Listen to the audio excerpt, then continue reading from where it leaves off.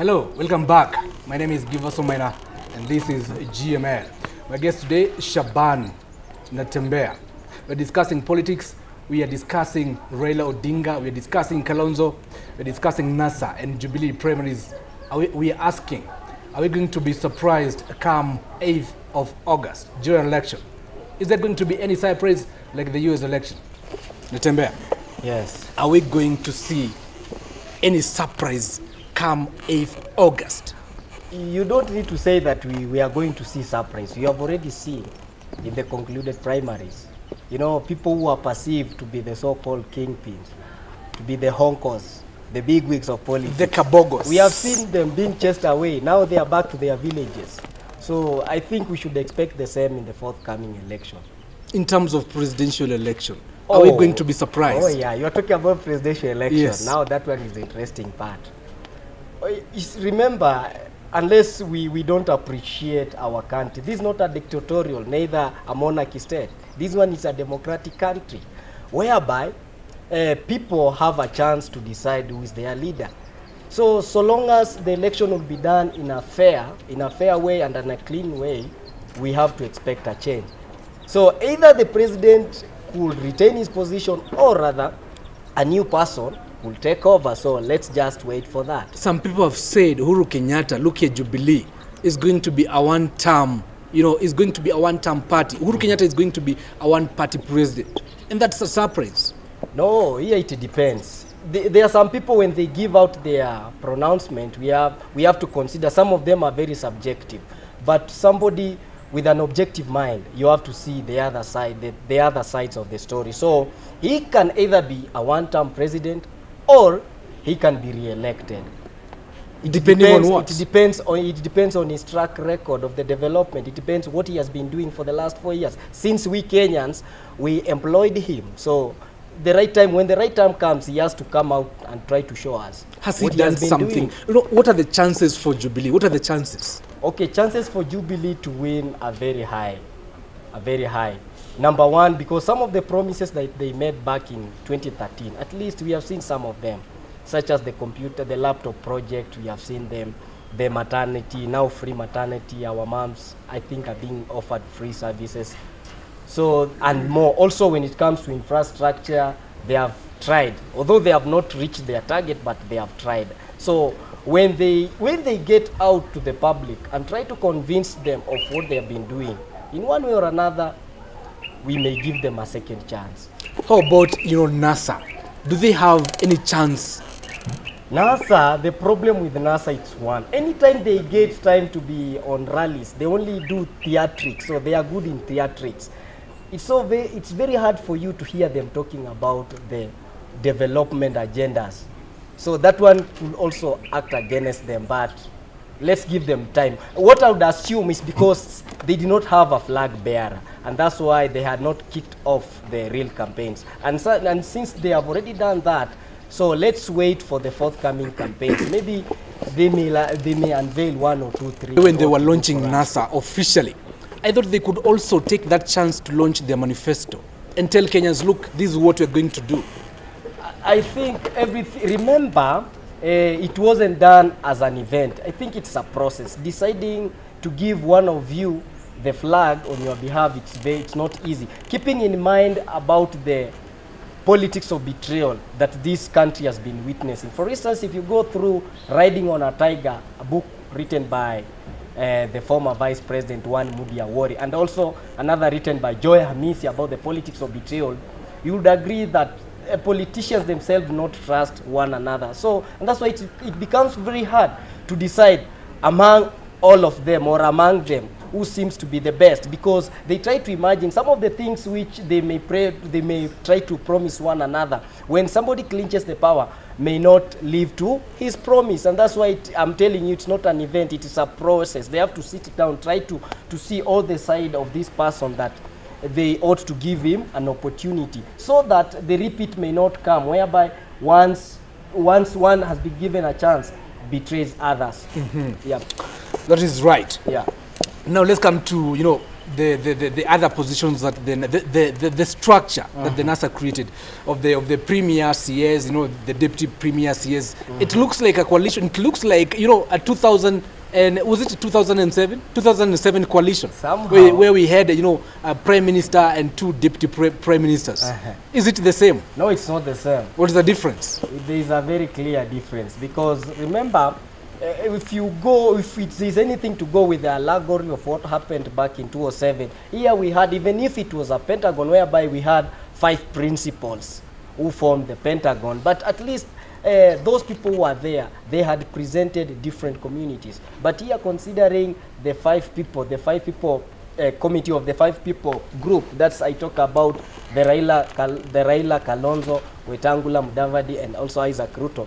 These people, they have not presented the entire communities that we are having here in Kenya. So honestly, we don't have a real picture like what happened in 2007. The question is, do these positions exist officially in the constitution? Are they there? Because look here, Ekuru Okot, one Ekuru Okot wrote on Twitter that, look here, promising people like Musalia and the rest of Wetangula and Isaac, promising them those positions. Look here, it's like hot air. It's not there. Those positions are not there.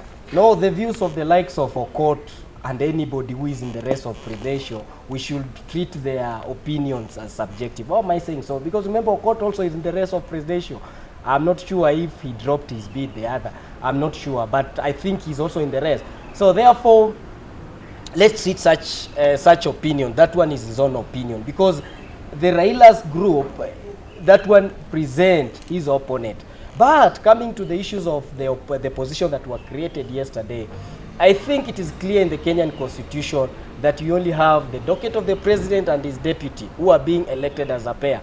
But I think the other position that were created, that one of the chief minister and his 2 deputies, it was just a way of harmonizing the pressure from the communities. Because remember, all these communities that these people are coming from, they wanted somebody to represent them. So it was just a way of harmonizing, telling them, okay, look here, even if all of us, we cannot be the president because we only have 1 seat, but all of these people, somebody has catered for their welfare, so they are also leaders. It was just a way. The question is, who is chief minister? Who is this person? The chief minister, I cannot tell you is the chief minister as far as the new constitution is concerned. What is he? Because that position has not been created unless something else is being done on our new constitution. But from where I am, there is no such a docket in the Are they going with how they formed those positions? Do they have the idea in mind, of going to referendum to change the constitution? Or it's just something they're going to create? Okay, if there's anything with those positions that were created, then we'll have to go for a referendum to create those posts. Do you see a referendum happening any soon in this country? For a politician, I don't think so. No, when it comes to the world of politics, everything is inevitable. We have to expect anything. Because remember, politics is just is a matter of struggling. So if really NASA could take the position, could become the next, could form the next government, maybe that new constitution could be altered for their benefit. Changing, if it means we go to a referendum, it's almost impossible. Because look here, even if the NASA wins these elections, a referendum won't happen in a month or 2 months or even 5 months or even in 1 year. It won't happen. So that's lying to those guys. Remember, there's a problem with our country. Majority of people are not well informed. No wonder the other day I felt so bad when the president said that we don't need the civic education. I think our people should be educated on how the government is being run. Because I think it's only a few people, a few elites who appreciate that we don't have such dockets in our constitution. But many people back in the villages where these principles come from, they really glorified those people to be given those posts. But a few people like you and I who really know that we don't have such posts, only exist as ghosts. They are ghost posts. They are not there at all. But as I've told you, it was a way of convincing people that you have also accommodated your people.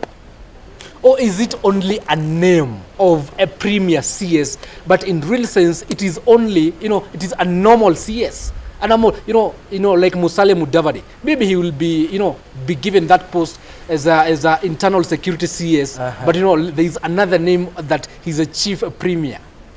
Just a name. Yeah, but I've told you, politicians can do anything for their good. So even now, amending the constitution or even doing that referendum that you're talking about, it cannot be something very hard. But it is hard. Unless look you don't here. know the world of politics, how it works. I understand. But look here, in the parliament, this is going to go to, it's going to pass through the parliament, right? Yep.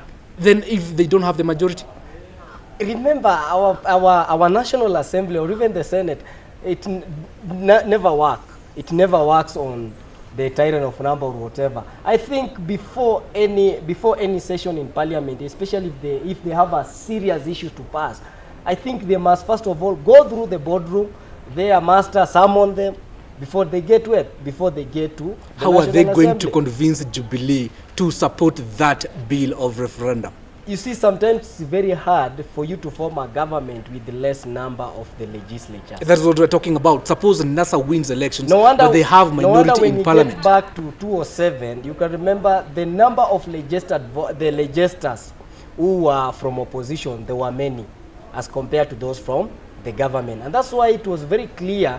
It was very clear that somebody had rigged the election, and it was very hard unless they decided now to come up and form a coalition now from the other sides. Yeah. But it will be very hard. But remember, our politics works based on money, not even the agendas, as you are trying to say, because it takes few millions to convince the members of assembly But look to pass here, a particular look here, bill. So look very here, hard. look here. Referendum is going to cost this country maybe 1 billion, maybe 2, maybe 10 billion. That's a lot of money. Yeah. Just for the sake of those 3 positions. Yeah. Remember, even after the Grand Coalition was formed, many dockets or many ministerial offices were created, and Kenyans were just there, even if our economy could not allow that to happen. But remember, politicians have power, and as citizens, ours is just to follow what they are doing.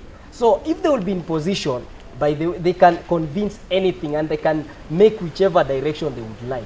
That's how our country has been formed. Now let's go to Isaac Ruto. Isaac Ruto. Is Isaac Ruto serious? Is he genuine in supporting NASA? Yeah. Can he be trusted? Yeah, he can really be trusted. He can really be trusted. Because I think if you go back to the history, you'll know that one Isaac Ruto is a very cunning politician. He makes decisions for his own good, regardless of what people are saying on ground. Remember in 2002, he decided to vote for NAC, even if the rest of the Rift Valley MPs were supporting their then kingpin, one Moi. So even if he lost, but nobody could convince him to change his opinion. So he's such a man that we have to give him his space. Right. Yeah. Now, next, then after the break, let's discuss Sonko versus Kenneth. Okay. Like they say, Sonko has won. He has beaten, Kenneth by a range, 100,000 or 200,000. Mm-hmm.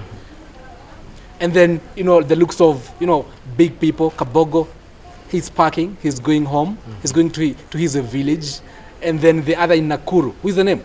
What is the name? Lee Kinyanjui. No, Lee Kinyanjui has beaten the short man, Kinudhi Ambogwa, and the likes of, in Nyeri. We have surprises even in Nyeri. We have surprises in other parts like in Nandi. A 32 years old governor. Also in Baringo. That is historic. And of course, an MCA who has just finished a Form 4, and he has won. After the break.